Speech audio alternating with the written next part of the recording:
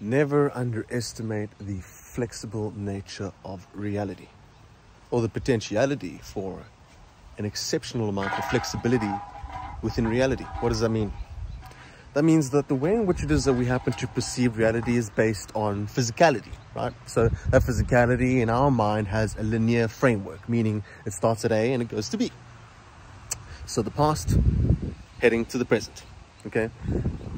And everything seems so deterministic because of that, because based on our, I guess, subjective / objective awareness, well, we basically experience and perceive this reality around us to be this fixed reality. So, because we're looking at it through the eyes of materialism and physicality. But there's a danger in that. There's actually a huge danger in that, potentially. Because you always have to ask yourself, what is there in reality that I'm currently unable to experience or perceive right now? My level of perception of reality is dependent upon the physicality in which it is that I happen to perceive in this physical universe. And I am using all of the variables within this perceived physicality in order to calculate how it is that reality happens to work. And for the most part, we've looked through this extremely physical lens. But there's something very dangerous about that. And the danger in that is excluding a whole realm of infinite variability in which it is that you may not be exposed to, which is very dangerous. You don't want to happen to do that, right? You want to be able to take absolutely each and every single potentiality and variable into consideration in order to make sure that you're considering each and every single perspective when it comes to determining what it is that your perspective of reality happens to be. And if you're only looking through the limited lens of physicality and, disregarding the potentiality of a whole other realm of reality in which it is that you may not now currently be exposed to, which introduces a whole new array, never-ending array of variability. Meaning that this physical world you live in seems very physical because maybe we are not happening to pay attention to the patterns and the mystical and visible nature of reality, the coincidental nature of reality, the coincidental nature of reality. How it is that things, ideas, people, times, and places can coincide in an infinite variation of ways to the point where life begins to become quite strange in the fact that everything seems so damn coincidental. To the point where you have to ask yourself, well, how many more coincidences before it becomes mathematically impossible? How many more coincidences before it becomes mathematically impossible? Excuse me, I'm trying to say that. Brain is a little funky today. So, what I'm saying is there's a whole invisible freaking world of variability in which it is that your ideology, your belief system, your framework is either exposed or not exposed to. And that's going to determine how you're calculating each and every single aspect of your reality, including yourself, your life, so forth and so on. And that's going to determine how you make judgments within regards to each and every single aspect of your life. So if we're only taking what it is that we happen to see for face value in a potentially quite unconscious state that's not being conscious enough in order to pay attention to the deeply coincidental nature of many elements of information and experiences throughout reality, which begin to start developing some sort of picture and story and some sort of framework that helps you see that all of these variables are not isolated incidents within reality, this so-called physical reality, because it seems as though the more coincidental reality seems to become, that all of these supposed isolated variables are actually interconnected. And I know this sounds a little bit strange, I know it sounds a little bit crazy, and I'm ranting and raving in my explanation of this, but all I'm simply saying is that beyond what it is that your consciousness is able to perceive now exists the whole realm of the unknown, which presents a whole new level of variability which coincides with this reality. Because no aspect of reality can be completely divided from one another, right? Because in one way or another, it's all just in one space of reality. Many realities happen in one space of reality, okay? Because, at the end of the day, everything came from one point, the 0 point, the singularity point, God. the breath, God, and they can only be one, because you can't get two non-existences. Because remember, existence has to have come from non-existence. So in that way, God willed himself into creation. The first being to will himself into creation, through him bring himself into creation, happened to immediately and infinitely create all reality through God's consciousness, which had gone forth and created each and every single aspect of reality, in creating duplications of God, in creating sentient life forms like us human beings today, which have the ability to have a certain level of self-awareness, consideration towards how it is that we happen to be experiencing our reality. We are ultimately existing. So in one way or another, through God willing himself into existence, had willed us into existence simultaneously, almost as though he dreamed us into existence. Now I look at dreams because dreams tend to tell me a lot about this invisible realm of variability in which it is that I'm happening to be talking about, because dreams are dependent and based upon consciousness, and so is all reality. Each and every single aspect of your reality is dependent upon your consciousness. Without your consciousness, you would not be able to experience any aspect of reality. So it's all dependent upon consciousness for that simple reason alone. Which means that opens a whole new Pandora's box of infinite variability, because when we look at the nature and structure and composition of consciousness, it's formless. Consciousness is formless. We have the ability to imagine and conceive things at the speed of thought. There's no limitation within regards to what it is that our consciousness can conceive or construct or construe.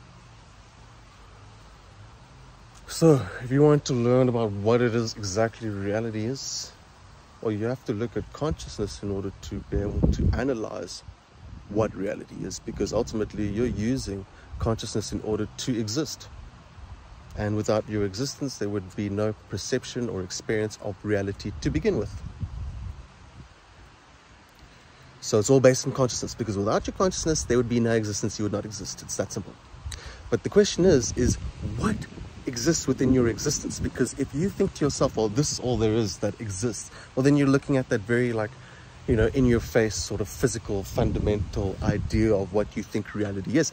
But then reality begins to become a bit more strange and beautiful. Actually, I wouldn't say strange.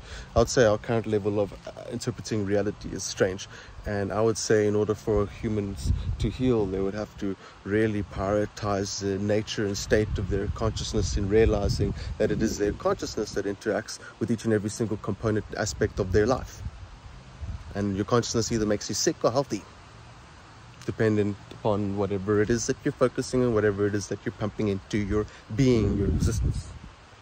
But it's all dependent upon beliefs and ideologies, because it appears as though these beliefs and ideologies formulate our physical experience, our so-called perceived physical experience. So what I'm simply explaining to you is that if you are able to look at reality through the lens of consciousness, you'll be able to open a whole new door of possibility and unlimited things and perspectives in which it is that you can take into consideration. Consciousness never dies, I guess. Depends how you look at death.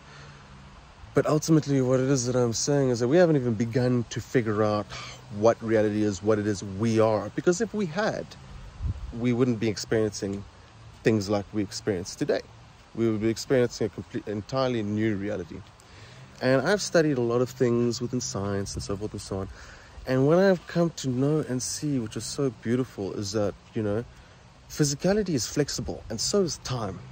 Extremely flexible. It's far more flexible than you would like to imagine. It's far more fluid than you'd like to imagine, because when you start looking at your physical reality through the lens of fluid consciousness, you begin to see that this coincidental nature of reality is very fluid in the way in which it is that everything happens to simultaneously connect to each other and provide some underlying meaning and purpose and trajectory for your own life and your own development of your own consciousness and your never-ending state of evolution, if you believe in not dying. We're evolving within our consciousness. Well, okay, what does that mean? And what is the importance and purpose of that? Evolving in your consciousness? What is the purpose and importance of that? Well, let's look at our current state of reality. People are very, for the most part, unhappy, depressed, and in a state of the human condition of this underlying suffering that humans have because of the current nature of reality, sociologically and economically speaking, and how it is that life has to be supposedly currently conducted here on Earth today, which affects your consciousness entirely, right? And basically, when we realize that, we begin to realize that we can use our consciousness as a vehicle and tool in order to exit and escape that human condition of unhappiness and dissatisfaction.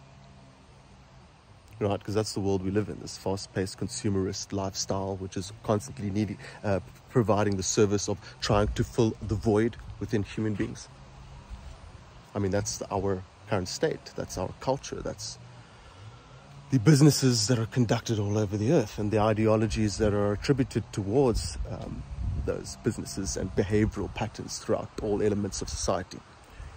So, what I'm saying is that humans haven't begun to explore consciousness, therefore they haven't even begun to explore reality, because what I've just explained is that reality is dependent upon consciousness. Without consciousness, there would be no perception of reality to begin with. And that's your first biggest clue. That if you look in the direction of consciousness, you'll be able to find some magical stuff, man, as far as the mind and your imagination can conceive. But it all depends upon your ideological framework and what it is that you're willing to experience within your own experience of consciousness and reality and your existence here on Earth. So, if you can learn how to adapt, change, develop, and augment your consciousness, then therefore, we must quite frankly assume that you have learned how to adapt, augment, and edit your reality. For what it is that I've explained is that your reality is dependent upon your consciousness. Interesting. Ding, ding, ding, ding, ding, ding, ding, ding. Your spirit, your soul, your consciousness, your mind, your existence, whatever, it's one thing.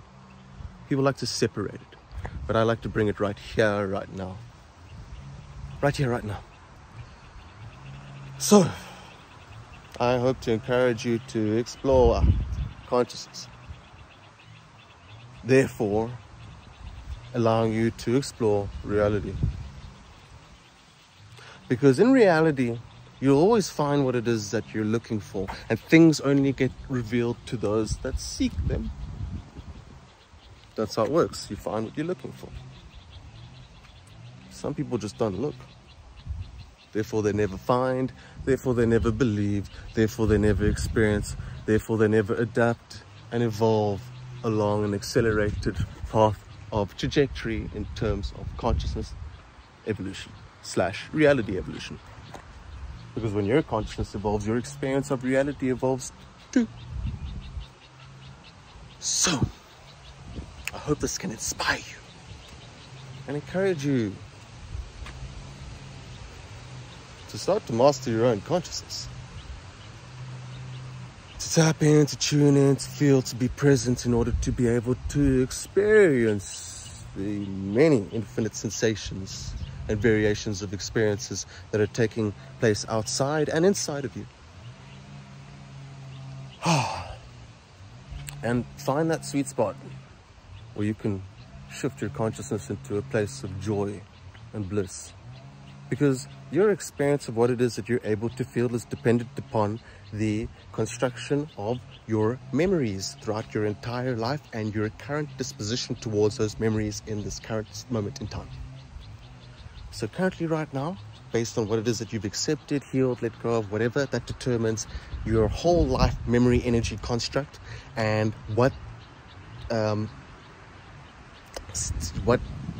state that is in and how that currently affects your current state of consciousness and energy right now. So when we can learn to release these old patterns of these memory energy constructs within our mind, our being, our organism and our consciousness, we can then begin to learn how to evolve our consciousness beyond patterns of feeling and emotions and states of consciousness that we've been looping in and out of unconsciously for a long period of time, thanks to the fact that we haven't paid a tremendous amount of attention towards our states, our constantly evolving states of consciousness. Because, when you wake up during the day, your consciousness evolves. You wake up in a certain feeling, and then that feeling and that emotion and that energy and those brainwave states evolve throughout the day, dependent upon what it is that's taking place within your consciousness on a conscious level and a subconscious level. So when you can learn to start editing and augmenting your ideological framework, your subconscious ideological framework, but mostly based upon fears, because fears tend to create many hindrances and blockages within our consciousness. But many people have many fears in which it is that they are too afraid to admit that they have, or they're just unaware that they have. And these are fears that come with our current cultural and sociological state. So like fears of not being good enough, fears of being rejected, fears of not being able to eat, basic fears that actually sit within our subconscious field and actually in the memory of our cellular energy, and actually create certain levels of tension within our body and in our psychological states. So when we can learn to basically heal, edit, and augment these certain energy states by changing the way in which it is that we relate to many elements and aspects in our life, more in particular the ones that have the biggest effect within our own consciousness states, and we were able to manage, negate, and heal those, and we're able to start editing our consciousness in order to, and it's also the ego as well, because the ego actually is dependent upon fear. Our ego gets activated in times of fear. It's a survival mechanism to some degree. When you feel as though you don't need to do anything to fit in or to survive, your ego shuts down. You sort of just are in a more, neutral consciousness state. And that neutral consciousness state is used in order to balance our consciousness state. But it will also take, passive meditation will also take active thought construction within your own mind to start actually rearranging elements and aspects within your own mind and how it is in which it is that you happen to relate to those elements and aspects. Therefore, changing your energy field / your brain's algorithm, your brainwave algorithm. Right, because your brainwaves running on an algorithm, because as I've just explained today, your brainwaves start oscillating throughout different states throughout the day, dependent upon what it is that you're feeling, which is dependent upon your memory energy construct, which is your memories and the accumulation of them from when you're born to now, and your current relationship to them. Because you may have the same memories, but your relationship to those memories may evolve and change throughout time, either negatively or positively. Positively to cultivate lessons and to grow from them and to rearrange your relationship with these memories in an extremely uplifting and positive sense, or ways in which it is that continue to provide some sort of psychological wound, never healing wound within us. So the number one current goal we must assume within our existence is to eliminate our suffering, and of course the only way in which it is that we can happen to eliminate our suffering is to master our consciousness. For in order to suffer, you're required to be conscious, and you require to, most suffering is caused these days by psychological stress, right, and fears and so forth and so on. And those happen to the algorithm of your brain, the algorithm of your thoughts and your memory energy construct affects the algorithm of your life, the pattern of your life, the cycles of your life, the shit you either repeat or evolve from in your life. So when you can evolve and upgrade your beautiful God-given consciousness, you can evolve your life, because you're evolving your experience of your reality. The moment you can change consciously how it is that you're choosing to experience any aspect or element within your own reality, you've already gone ahead and changed that reality and your experience of that reality through your consciousness. So you've consciously changed how you are consciously experiencing your conscious reality. And here we can reach these transcendental states of mind that are very healthy and very uplifting and positive, and I suppose in the correct energy pattern, because it's a new algorithm of love. I don't want to call it an algorithm anymore. I'd like to call it pure divinity. I believe that we can access these states of pure divinity within our own consciousness, right? And that's where love and all the positive emotions come in, It's the only way in order to actually generate those consciousness feelings, right? Because when you meditate or when you focus on stuff throughout the day, you're constantly developing different emotional, energetic states within your mind. So states of mind, dependent upon what it is that you're focusing on. So if you're focusing on love in different ways, so I focus on like love of God and reality, and just like that stillness where it's not even having to explain that love, but rather feel it, that creates a very heightened emotional state, and obviously incredible brainwave pattern at a very high oscillating rate, right? Actually the brain begins to actually start oscillating closer to a gamma wave state, which is just quite simply a higher brainwave frequency state. And the higher your brainwave frequency state, basically the purer your mind, the purer your experience, the more clarity you have, the more intuition you have, the more you're in touch, the more you're in tune, the more you feel safe, the more you feel protected. There's no psychological stress or hindrances within your experience of reality. You need to free yourself, but to be honest with you, the only way to free yourself is through God. Because God and the focus on God and through that love is the only thing that can develop your energy / psychological state in order to actually be able to reach such high levels of transcendental bliss. In my experience, I can guarantee you I've done this for a very long time, and I know what I'm talking about, and I can most certainly guarantee you God exists. Which is a big reason as to why it is that I have the information in which it is that I'm currently expressing and displaying to you today. But I have done many things in order to edit and augment my own varying current consciousness states, and focused in terms of different meditations and focus and thought processes in which it is that I've introduced into my mind in order to create new emotional, psychological, and energetic states. And also not only through thinking, but of course not thinking too, and through feeling. So either we can feel these extremely high vibrating feelings and realities that are provided with these energies of these feelings,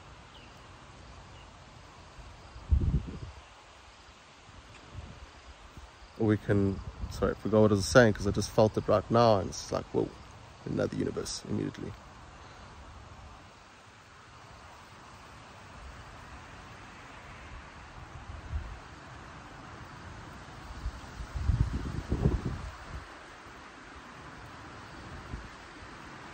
On your reality.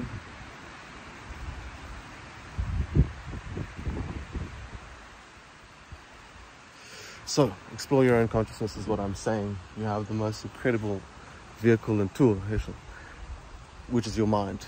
Use it, explore it, discover it, and don't put it to waste, because then you will never be able to experience what it is that this never-ending consciousness reality has to offer and provide for you. But in order to be able to get yourself to heal, first of all, the tension, the stress, the pain, the anxiety, the so forth and so on, you need to create and access a way higher energy source than what it is that you're currently used to, based on all of the feelings in which it is that you've experienced all the way throughout your life, from when you were born up until now.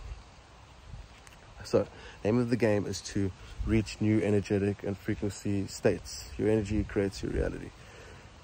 And there are energies beyond what it is that your own energy will ever be able to provide you.